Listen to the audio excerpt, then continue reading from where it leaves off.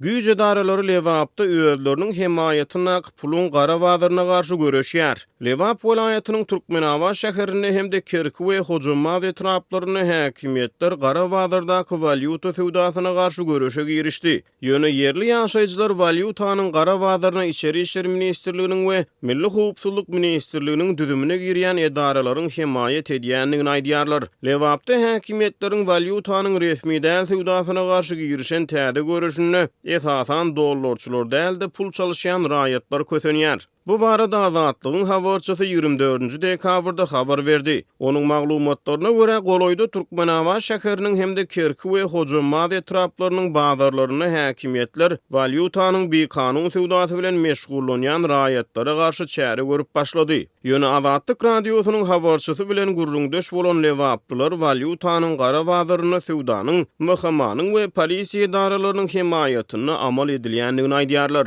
Gara bazarda daşary ýurt pulunu satmak ýa-da almak isteýän ençemi ýöneköý raýat valyuta sowdasynyň polisiýanyň hemde möhmanyň edaralarynyň goldamagy bilen işleýändiginiň özlerini äşkär bolýanyny aýdýar diýip habarçy Lewaply gurrundaşlarynyň sözlerine salgılanýar. Bu ýagdaýyň özlerine äşkär bolanyny aýdýan raýatlar öz sözlerini şeýle delillendirýär. Pul sowdasyny edýän dollarçylara däl-de zerurlukdan pul çalışýan raýatlara jerime töredilýär we olaryň jinaýat üstünde ele salynan emlakleri döwlet haýyryna geçirilýär diýip Lewaply bir ýaşaýjy Azatlyk bilen gurrundaşlykda aýtdy. Bu maglumat boýunça Azatlyk radiosy Türkmenistanyň Milli howpsuzlyk ministrliginden ýa-da İçeri işler ministrliginden kommentariýa alyp bilmeýär. Türkmenistanyň administrativ hukuk bozulmalary hakkında kodeksine laýyklykda Türkmenistanyň çägine daşary ýurt puluny bekanun satýan ýa-da satyn alýan adam kanun goraýjy edaralaryň işgärleri tarapyndan ele salynsa, onuň çalışýan pulu mulsuz döwletiň haýyryna geçirilýär. Hemde oňa 1500-2500 manat aralygyna jerime töledilýär. Türkmenistanyň häkimetler ýurtdaky valyutanyň hereketini berk çäklendirýän wagty käbir türkmenistanlylar valyuta gaçakçylygy bilen bagly halkara jinaýatlara baş goşýar.